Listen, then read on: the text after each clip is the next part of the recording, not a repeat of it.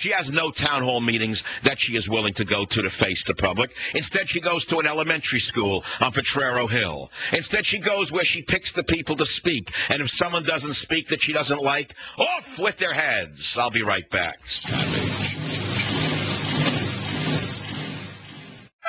Imagine discovering an opportunity that could completely rebuild your retirement fund by 40% over the next 2 years. Does it sound too good to be true? It's not if you take action today. Call my good friends, and I mean good friends, at Swiss America. Gold IRAs have averaged 20% per year growth since 2001. It's just common sense to roll over dead paper assets into gold, the best performing asset of the century. Then you can relax no matter what happens on Wall Street. Call now for a complete Gold 101 DVD and my free CD. Call toll-free 888-867-8965. That's 888-867-8965. For nearly a decade, I've told you to trust gold coins and Swiss America. Today, it's more urgent than ever. Get my CD, DVD, and new special report. Call toll-free 888-867-8965. That's 888-867-8965. Learn before you earn. Don't just imagine rebuilding your wealth. Do it now. Call 888-867-8965 today. Your money, your life. How to make sense of it all. I'm Rob Black. Join me weekday mornings at 10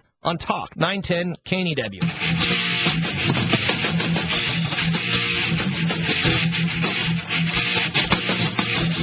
I'm not a lobbyist with all kind of money to stuff in your pocket so that you can cheat the citizens of this country. So I'll leave, and you can do whatever the hell you please to do. One day God's going to stand before you, and he's going to judge you and the rest of your damn cronies up on the hill. Now that's the voice of an older, sick man who's had enough. He's had it up to you-know-where. And he finally got a chance to face the Benedict Arnold Inspector. And he told him what he thought of him. And when he used the word God, and he said, one day God will judge you, I literally looked at Specter's face. It blanched in the YouTube piece. Specter has not heard the word God in such a sincere way ever since his bar mitzvah, in my opinion. And I think this man scared Specter to his quick. Because Specter's a very old man himself, and he knows what he is. He knows where the skeletons are buried. He knows who he's hurt in his life. He knows how many people he's lied to and cheated. Remember who Arlen Specter is. Arlen Specter was a Democrat district attorney in Philadelphia in the beginning.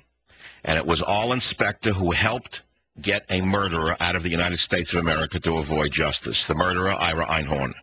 Ira Einhorn killed his girlfriend, stuffed her in a trunk, and let her rot there. And when he was arrested in Philadelphia, it was Arlen Specter and his rich Democrat friends, hippie friends, who worked to get Ira Einhorn out of the United States of America to avoid justice. Later on, when he saw the people of Pennsylvania were moving away from the Democrat socialism of the time, the turncoat became a Republican. And he was a Republican senator for many decades until it became untenable to be a Republican, and now he switched back to becoming a communist again. And so today he finally faced one of the people. And that shaking voice that you heard, the old man who was shaking with rage and fear and illness, was the voice of America. That's the true voice of America. It's not Sylvester Stallone in Rambo. It's not the voice of Rocky. Although I have nothing against either of the two movies. I like them both, and I like Sylvester Stallone. You have to understand that reality is different than motion pictures. That heroes in real life don't look like heroes. They don't sound like heroes. They don't walk like heroes. They don't talk like heroes. Just as the movies project heroes in a certain way, and we've come to think that heroes have to sound a certain way and look a certain way. You ask any soldier who's been in combat, you ask any man who's ever been under the gun, so to speak, you never know who the hero is. You never know who the hero is going to be. Now, he could be someone from Central Casting, it is true. But usually it isn't. It's somebody very ordinary looking. Listen to the old man again for a moment as you hear the outrage, the indignation in his voice as he speaks finally to that fetid human being, Arlen Specter. Listen. I'm not a lobbyist with all kind of money to stuff in your pocket so that you can cheat the citizens of this country. So I'll leave, and you can do whatever the hell pleased to do.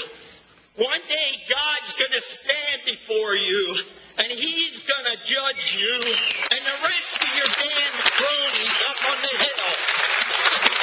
And then you will get your just desserts. San Francisco, KNEW, Jeff, go ahead, please. Michael, I heard those same voices last night at a town hall meeting in the 16th Congressional District for Zoe Lofgren in San Jose. And people that have never spoken up were there. The old people, the young people, the people that were afraid of what's happening to our country now. God bless the United States. You said it, and we've said it, and we're hearing it now. What's that? Well, Zoe Lofgren is one of the lowest of the low.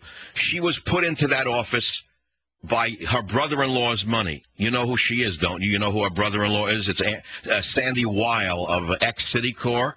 He funded her campaign, according to what I remember. This goes back over 10 years. She was an unknown piece of unformed dough that he put into office, and they threw out a wonderful Republican congressman from that area to put in this communist hack. Well, what happened when the people finally stood up? Like you said, our inspector, Ira Einhorn's mentor, blanched. She blanched too, and the rest of her staff blanched when people... Because they're not used to this.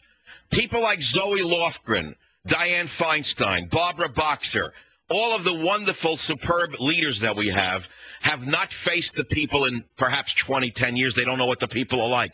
They live in a bubble. They're protected by Secret Service. They have nothing but yes girls around them. And when they see the actual faces of America, they get frightened, and then they get vicious. And I tell you what's coming. Did you see the police throwing people out of these town hall meetings on television, Rob? Jeff, have you noticed this? Yes, our wonderful burly police with guns. Do you see who they're turning on? Have you seen what the police are doing? I warned you. I told you that our government would turn on us. They would not use this police force on al-Qaeda. They would not use Homeland Security on al-Qaeda. In fact, Homeland Security has just declared that there is no war on terrorism anymore. That should worry you very deeply. If there is no war on terrorism anymore, then the Department of Homeland Security should be taken down, shouldn't it? Be eliminated. What do we need it for? The war is over. All of the Muslims love us. There's no threat coming to us from al-Qaeda. The Homeland Security Department was created after 9/11. Why do we have a Department of Homeland Security? Because you, my friends, are the new threat. You at the town hall meetings are the new enemy. Savage. The Savage Nation. Download the podcast at 910knew.com.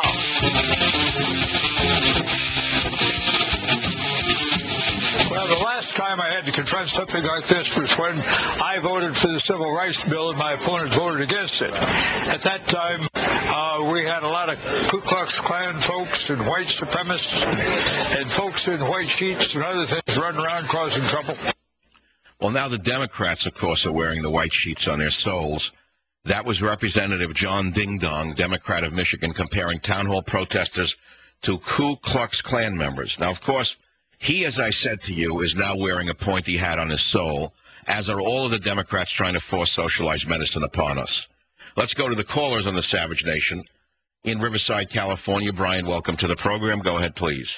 Yeah, Michael, I just was listening to your stuff on the healthcare debate, and the United States healthcare system is not even comparable to that of Western Europe. All citizens are covered, and they pay less in taxes, and they pay less in problems than we do.